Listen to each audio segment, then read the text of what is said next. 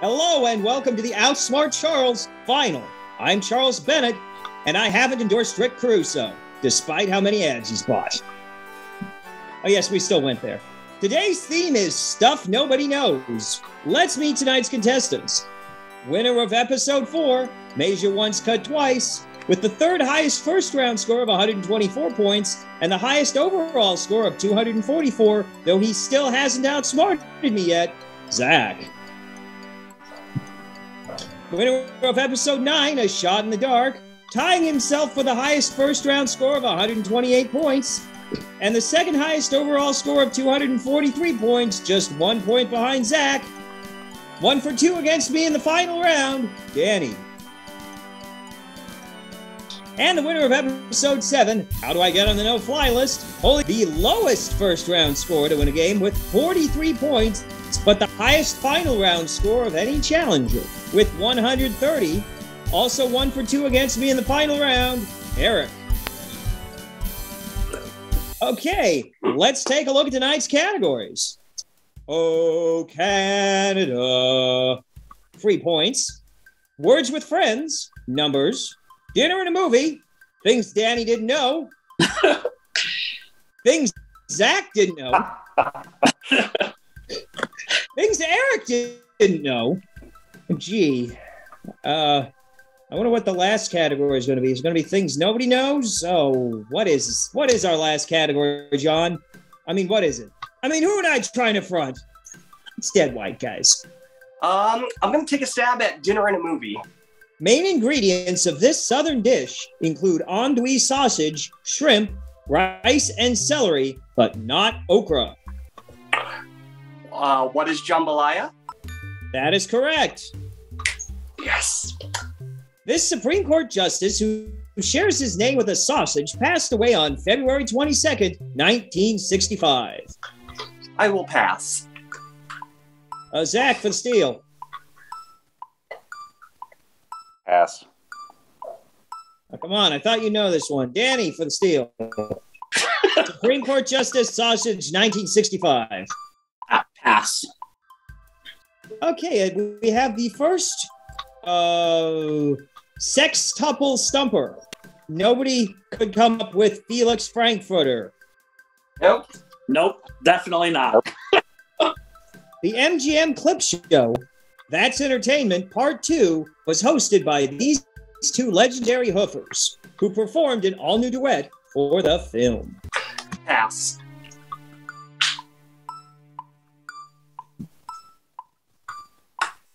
Zach? Pass. Danny for the steal. Okay, let me look at the question real fast. Okay, is it Ginger Rogers and Gene Kelly? No, it's Fred Astaire and Gene Kelly. Ah! Good shot. That's another sextuple stumper. Let's talk about sextuple stumpers, shall we? Zach, I believe it's your board. I will take Canada. This city is the capital of our neighbors to the north. Is it Ottawa? It is. Sports teams in this province include the Calgary Stampeders and Edmonton Oilers. Oh, sports. Pass. Danny for the steal. Is it Alberta? It is. Yes! This breed, whose name refers to a Canadian region, is a common breed of seeing eye dog. Breed whose name refers to a Canadian. Pass. Danny for the steal. Newfoundland dog, Newfoundland, something with Newfoundland. Okay. Eric! I don't know my dog types, but I'm just going to take a stab in the dark. Labrador? A Labrador Retriever. Oh. I didn't realize Labrador was a region in Canada. Me neither. Well, you've heard of Newfoundland and Labrador, haven't you? Eric has 20, Danny has 8, and Zach, you only have 5. Let's see if you can make a comeback. But you can't make it just yet because it's Danny's board. Let's try 3 points. Why not? Okay, for 5 free points, this is the capital of Sierra Leone. Oh, that is not free at all. Pass. Eric for steal. I'll pass. Whitlow. Pass. The capital of Sierra Leone is Freetown. Oh, the pun makes sense. Oh, I see what you did there. John C. Fremont led the Bear Flag Revolt in the midst of this mid-19th century war.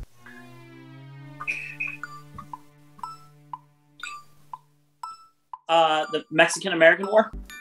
That's correct. Name Franklin Roosevelt's 4 freedoms. Pass. Eric, do you want to steal this one? I will also pass. Whitlow.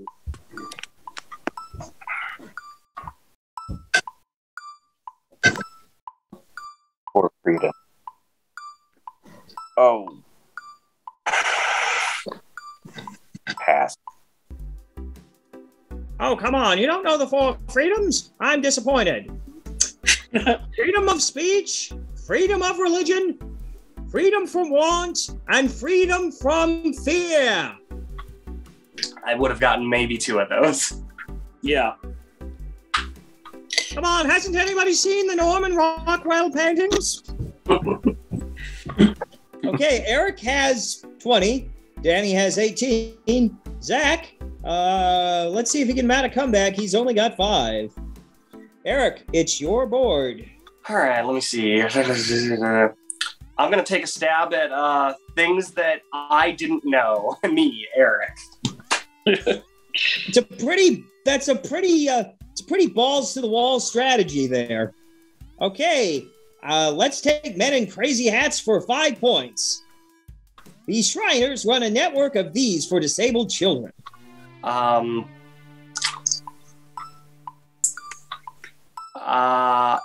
I will pass. The children's hospitals? Yes, that's correct. They run a network of hospitals. This Dr. Seuss story features a character named the Knox, Chicks with Bricks, and Tweedlebeetles. Fox and Socks. And what we have here is a muddled, fuddled, waddled-duddled, outsmart Charles, sir. Big band, boom band, big band, boom band. My poor mouth can't say that. No, sir. My poor mouth is much too slow, sir. Through 3 cheese trees, sweezy bleach blue. One thing pleases, we float for the breeze. Don't sneeze. This organization originally started as a utopian community before settling down to make silverware. I will pass. Whitlow for the steel. That would be Oneida. The Oneida Company. And Zach, I believe the next category is yours. I'm going to go things that Zach, didn't know. Okay, this first one concerns musical theater. The Spanish Panic is a song from this Broadway musical. I already regret the strategy. Pass. Danny for the steal. I should know this. You should know this. It definitely sounds like a musical comedy from like the 1930s or 40s, but I don't want to like lose points. I'll pass. I too will pass for fear of losing points. It's like Pajama Game or something. Right. Danny Campbell were here. He would have known that one. He was in it. I was in it? Oh no. Is it Once Upon a Mattress? Danny, the Spanish Panic is from Once Upon a Mattress. I have not thought about that musical, nor have I listened to its soundtrack. Let's see, I graduated in 2006. Vladimir Putin was born in this large Russian city. St. Petersburg. That's correct. And we also would have accepted Leningrad. Meh.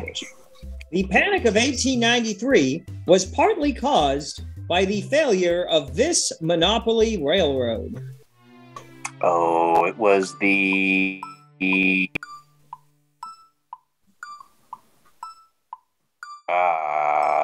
pass. So I'm tipping my tongue, but I can't remember. It's a pass. Danny. Was it Union Pacific?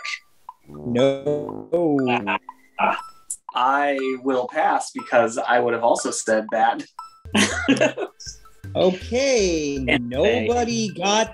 Nobody in either show. So this is kind of a quintuple stumper because it stumped Zach twice and 4 other contested ones.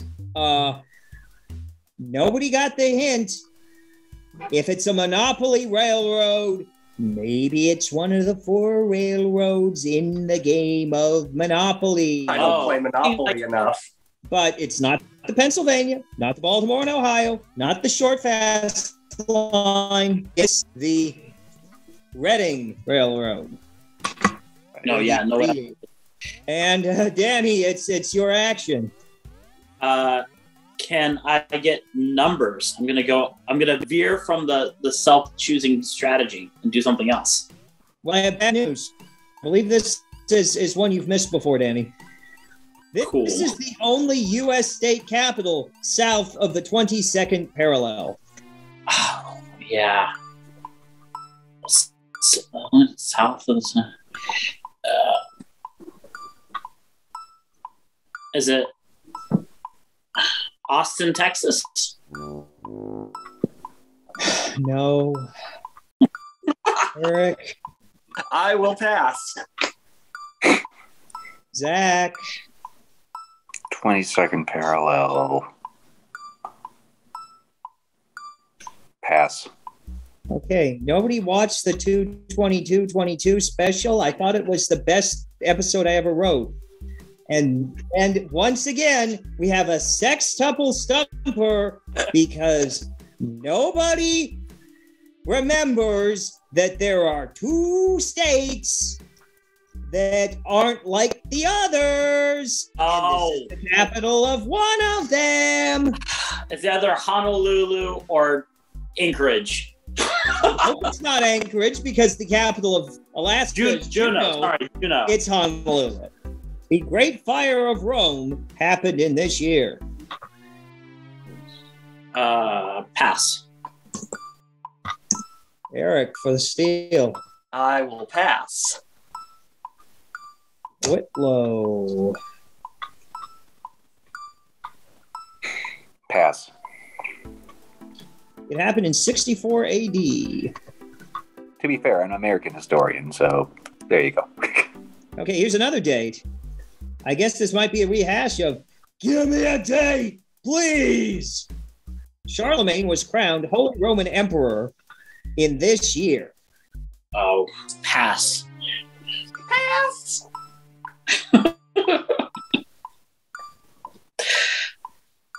Zach, are you going to pass?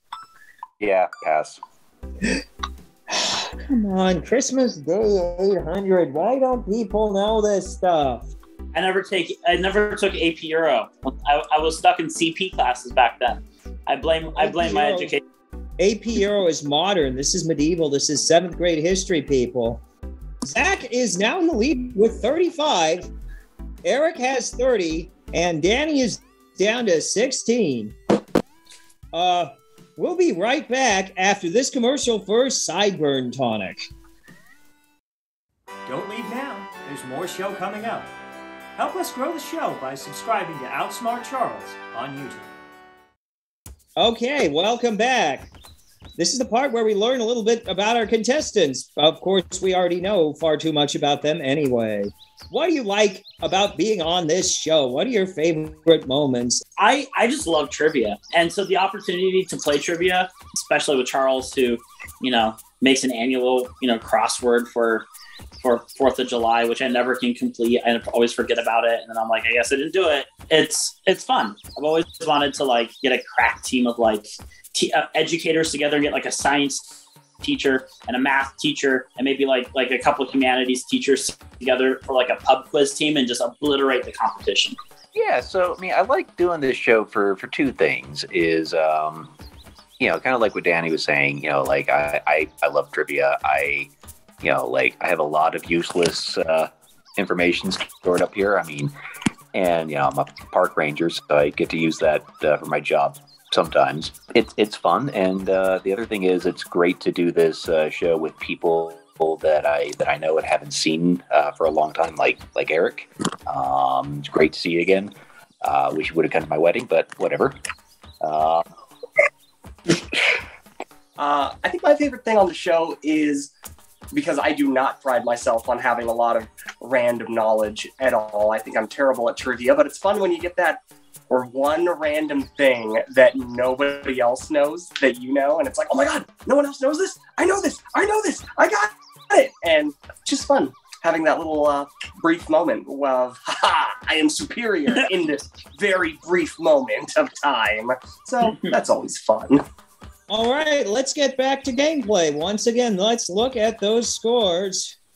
Zach has 35, Eric has 30, Danny has 16, and it's Danny's board, isn't it? Well, let's go with Dead White Guys. Let's set up a classic. Why not? This mustachioed prime minister was known for unifying Germany in the 1860s and turning it into an emerging world power. Pass. Zach, for the... That would be Otto von Bismarck. This one, buddy. Bismarck is correct. This Kansas governor and 1936 presidential loser lived to be 100 years old. Oh, okay. 1936 presidential loser. Now we're cooking with gas. Okay. 1936. He would have lost to Roosevelt. Yeah. All right. I know what party he ran for because it's not Republicans, and I know that he ran for like every single presidential election. He's a socialist. He ran for every presidential election for years and years and years, and I can't think of his name. Not that guy. Not that guy? Oh, okay. Zach, for the steal. 1936 presidential loser.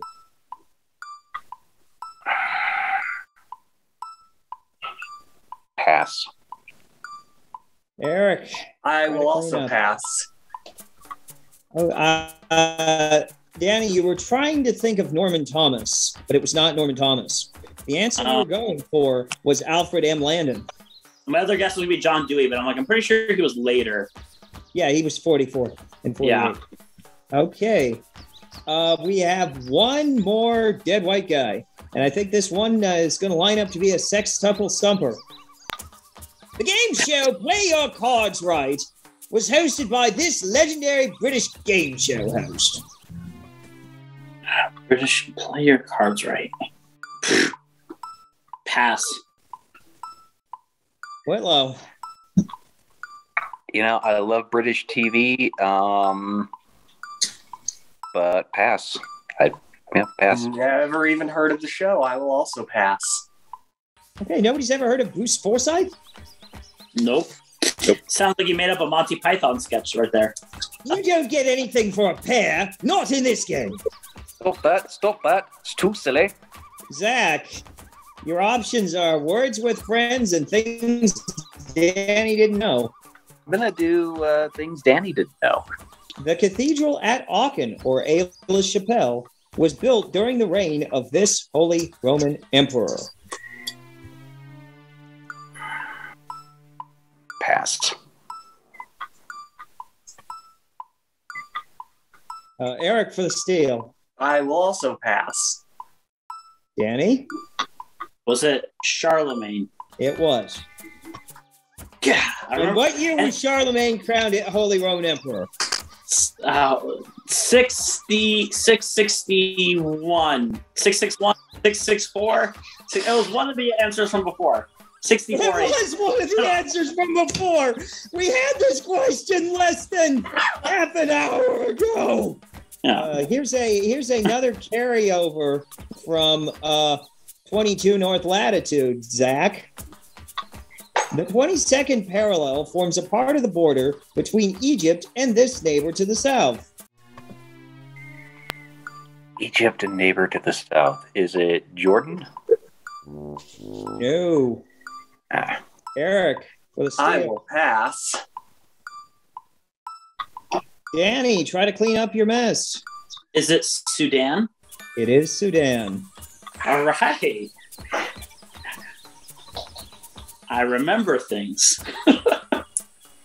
Okay, we have one more question about things Danny didn't know. Danny's cleaned up 2 of them. Zach gets the first crack at the third one. This 7th century English monk and historian wrote the Ecclesiastical History of the English People, one of the first major works to use Anno Domini.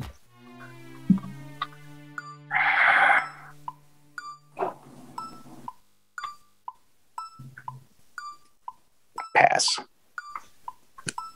Eric, for the steal. I will pass. Danny, clean up your mess. It's this is one that I definitely don't remember, so I'm going to pass.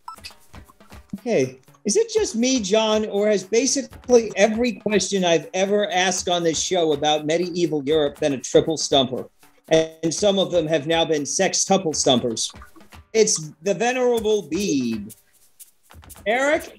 Let's do it. Danny has a slight lead over Zach, 46-44. Eric has 30, but the last category is his, and let's see if he can make some ground up. This scary term for genetically modified edibles dates from 1992. Scary term for genetically modified edibles. I will pass. Danny, for the steal. I will also pass. Genetically. Whitlow. Frankenfood. Frankenfood is correct. I remember that from my episode. Okay, Zach has now taken the lead, but it's still anybody's game with 2 questions left. And our next to last question. Ralph Waldo Emerson and Henry David Thoreau were of this philosophical persuasion.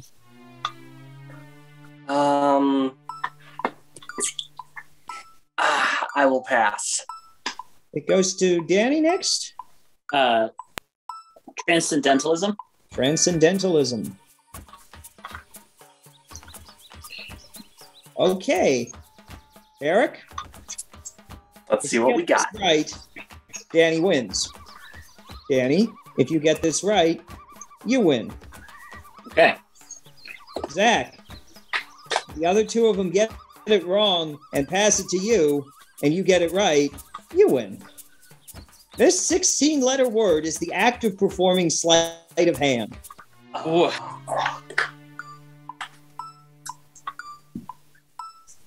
I remember this one from my game, but I do not remember the answer, so pass. Danny for the steal and the game. Pass. Man, 16-letter word. I don't know. Pass. Zach, I would strongly suggest guessing something, because if you guess correctly, you win. If you pass, you lose. Or if you get something wrong, you lose. But I would strongly suggest guessing. Please do not pass. You shall not pass. I really regret not pursuing magic earlier in life.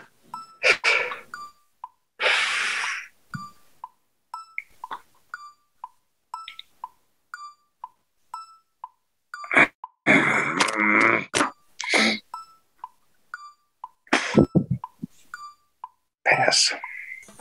Zach, you passed after I asked you not to. I don't know the answer. Guess something anyway. Okay. Has anybody ever heard of the term prestidigitation? Oh, I technically have, but obviously I didn't remember it. I didn't realize that was sleight of hand. For some reason, I thought that had to do with like, no, that's mastication. Never mind. Like I was thinking that like I know like the prestige, like I know that I knew it was connected to that, but I couldn't think of the full word. So, Oh, Zach and Eric, I have bad news. You lost. Oh, no.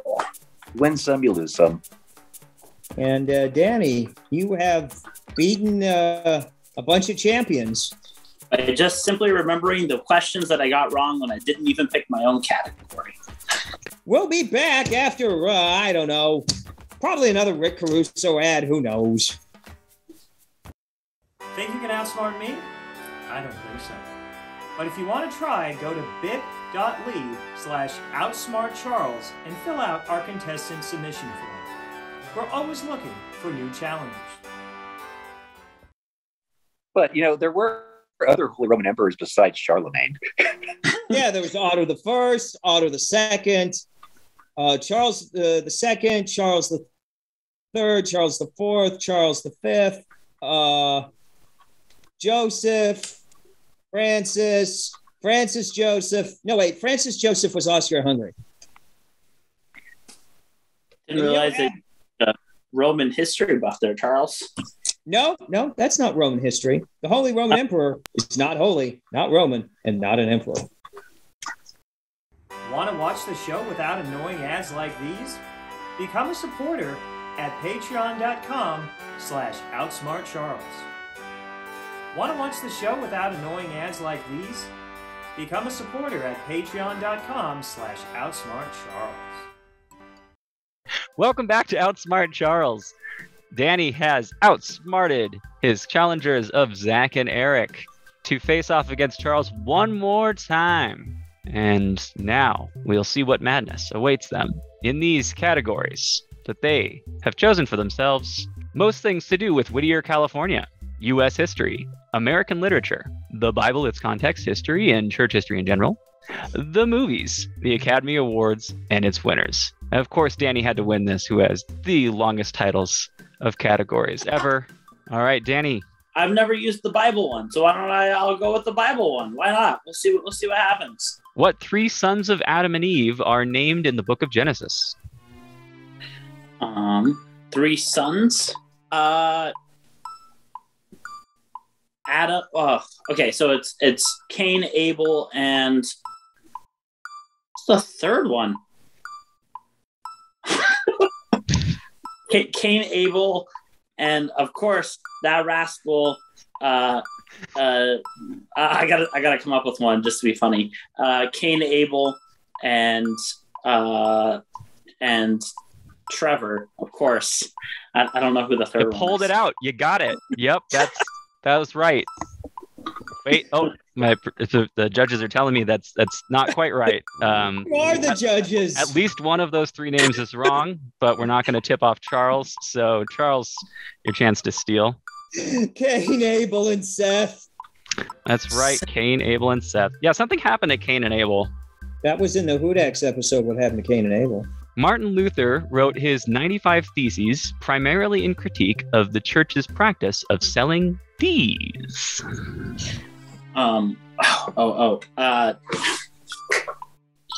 What is it called? I know what it is. It's basically selling. This is the worst brain fart ever.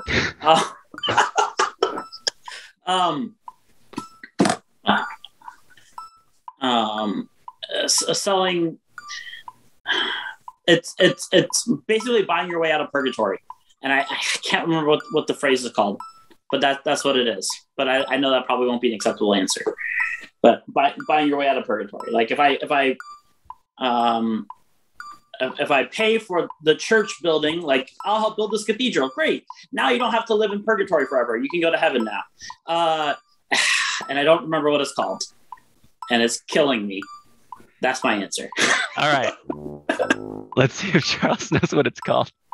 Indulgences. Indulgences. That's the word. Indulgences, plenary indulgences, but indulgences, that's good enough. We're going to start getting a little harder. Start? Danny hasn't gotten any right yet. After Jesus is baptized, God's words in Mark 1:11 and Luke 3:22 differ from Matthew 3:17 in what significant way? Okay, so Jesus gets baptized, dove, light comes down. This is my son with whom I am well pleased. And I feel like that's the one that's in the two, that's not the other one. Yeah, what's the difference here we're looking for? I don't know. I'm stumped. I'm curious to see if Charles knows. I mean, if I'm throwing the game, I'm throwing the game. I don't really know, to be honest. I've got two possible guesses. I think maybe it's like a technicality. It's like, this is son who I'm well pleased. This is my son whom my favor rests, or something like that. Interesting. Not what we're looking for here. All right, Charles. Okay, well, I've got two guesses. And we're going to take one guess. That Danny might have zoned in on what was said in Luke, and maybe that is only really said, okay, maybe Luke mentioned the Holy Spirit and Matthew doesn't. That's going to be my guess. Interesting. Mark 1:11 and Luke 3:22, they both say, "You are my son, in whom I am well pleased." Those God's words to Jesus. And then in Matthew 3:17, Matthew changes because Luke took a lot of text from Mark, as did Matthew, but Matthew decided to change the verse from Mark to "This is my son, in whom I'm well pleased." I knew it was a technicality like that. Yeah. It is often called the adoption passage because in Mark, of course, doesn't have the virgin birth story. It begins with the baptism story. Luke and Matthew add in the birth story. So in Matthew and Luke, Jesus already knows that he's the Son of God. In Mark, he doesn't yet until he's baptized and God comes down and tells him that he's his son. But in Luke and Matthew, since he already knows, Luke didn't catch it in that word, but Matthew caught it and said, "Hey, wait a second. This doesn't make sense. Let's change that word." Anyway, often called the adoption passage. In Matthew, he is addressing the crowd. God is addressing the crowd, and in Mark and Luke, he is addressing Jesus. All right. Wow. Hey, at least I didn't ask you questions about the infancy gospels. Back to Danny here. The Gideon Bible can be found in many hotel rooms around the world. Gideon's International was named for a figure in what book of the Bible? Judges, I believe. Yeah, Judges 6-8. What verse states, verse specifically, "And if any man shall take away words of the book of this prophecy, God shall take away his part out of the book of life." And of course, I cut out a few words there just to make it shorter for it on the screen. Book of life. Sounds like it comes from an epistle. Doesn't sound like it comes from a gospel. It sounds actually like it's the closing words of an epistle. Because, okay, "And if any man shall take away the words of this prophecy, God shall take away his part of the book of life." We're talking about book of life. It's very apocalyptic. I'm going to go with Revelation. Revelation 20. How many chapters are in Revelation? Revelation. Did you need the chapter and verse? Yeah, that's what it's the hardest question here. Revelation 21:12 is my guess. It's a good Rush album. All right, Charles. I mean, I'm just throwing out numbers here. Revelation 16:28. Danny was closer. Revelation 22:19.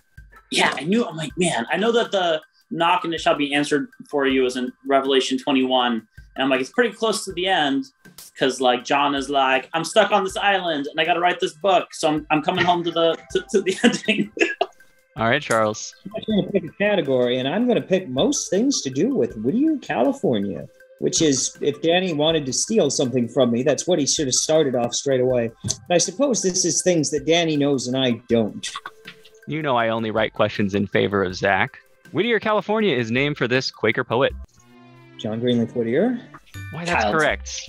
Whittier High School stood in for Hill Valley High School in this 1985 film. Back to the future! Marty! Hey, Scott, Marty, we've got to get you back to 1985! And of course, that question was written for Eric. This actor who wasn't in Back to the Future, but was in Mask, but not The Mask, was born in Whittier in 1961, and my grandparents knew his parents.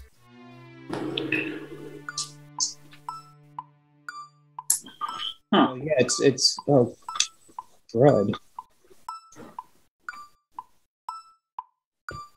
Mask, but not The Mask. Come on, my grandparents played cards with his parents. This is easy. Remember? Of course, the Reynolds and their card partners. How did I forget?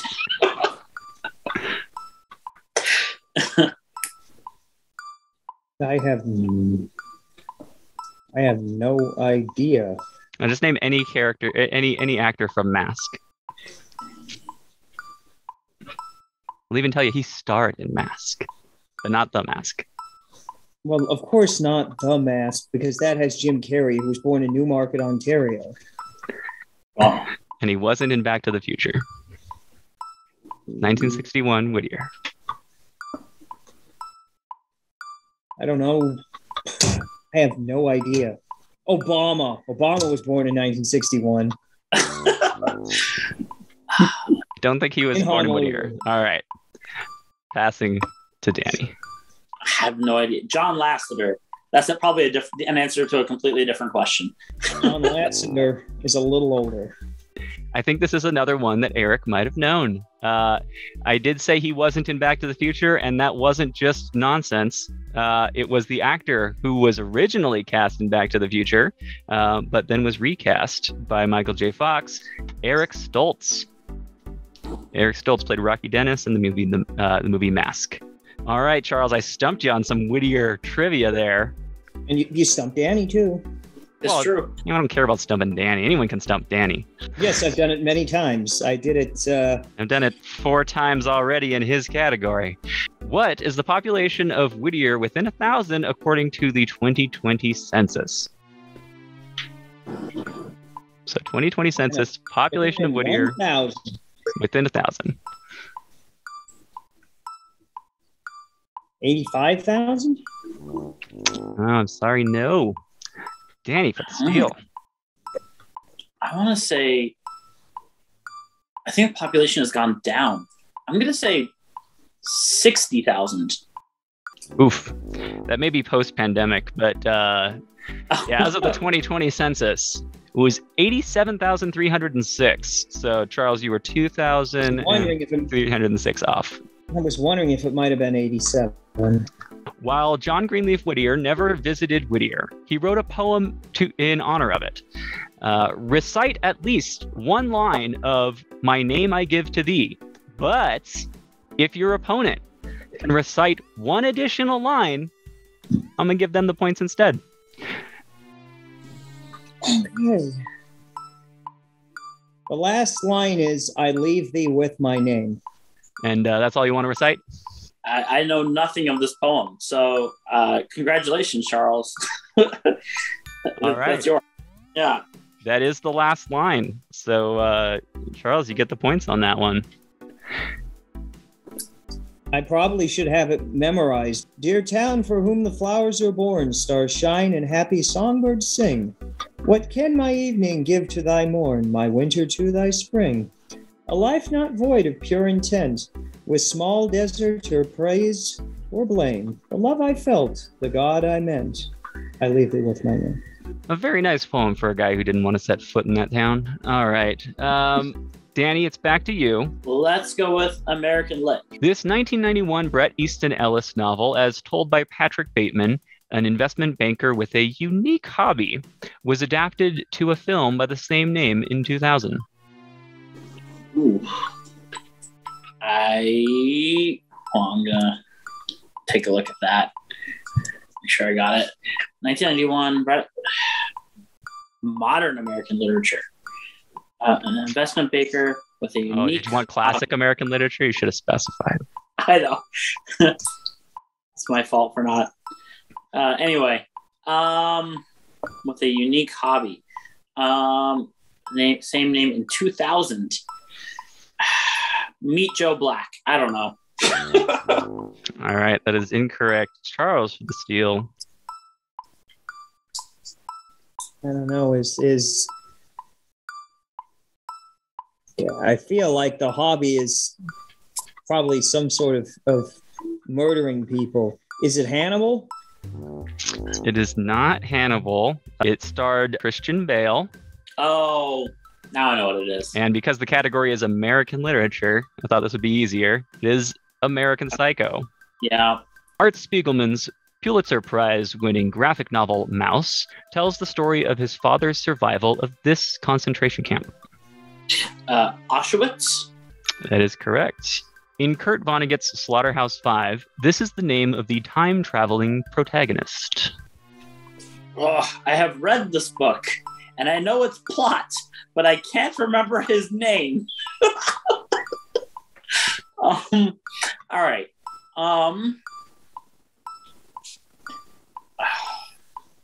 Is it? It's like a. It's definitely like a. Because Kurt Vonnegut always has really clever like names for people and stuff, and I just can't. The one thing I can't remember. The one thing. The one thing. The only thing. I remember all other things, just not this thing.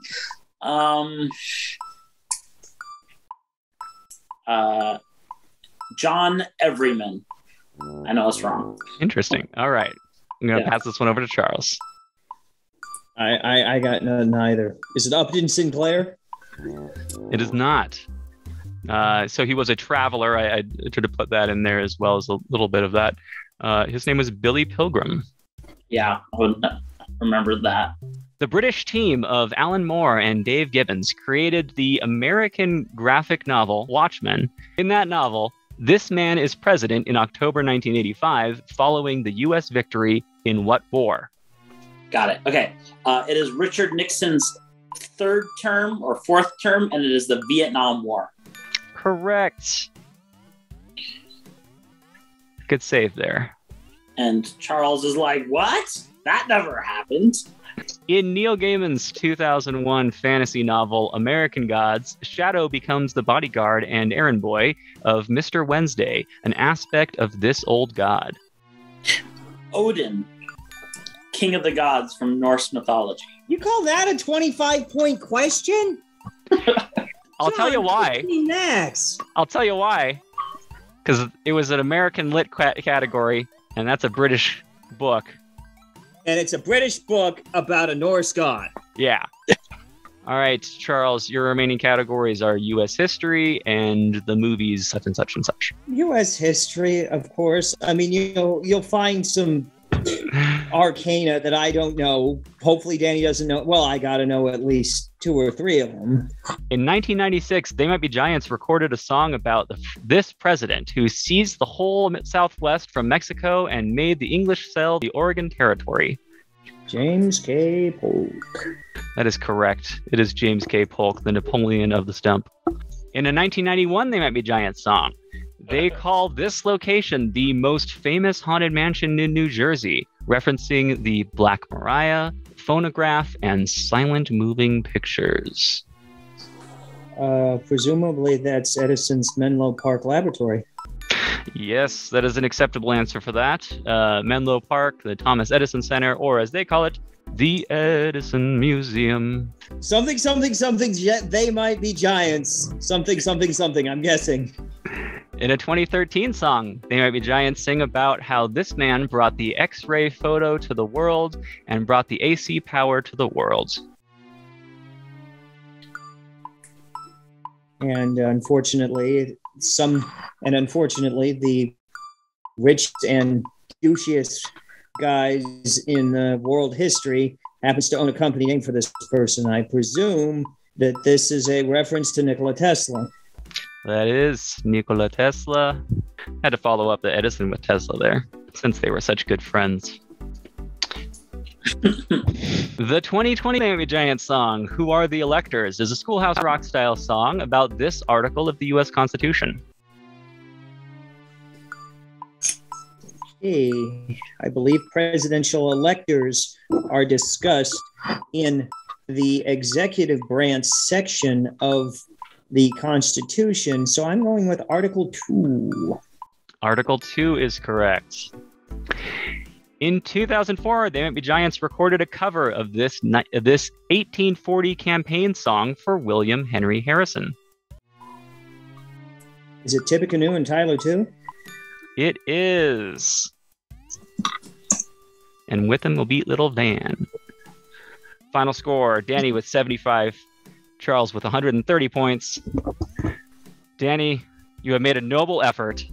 And despite me giving you a very easy question for the 25-point question in American Lit, apparently I was still able to find easier questions for Charles in U.S. history to have him secure his title. Well, it's been fun. The Bible questions, man, I felt a little silly. Though I'm glad I at least got the book and almost the chapter correct on that one. Yeah. Well, Danny, you had one last chance to try and outsmart me, and you didn't do it. Well, folks, that concludes the first season or first season segment of Outsmart Charles. We'll be having more episodes in days or weeks to come, and we'll see you next time.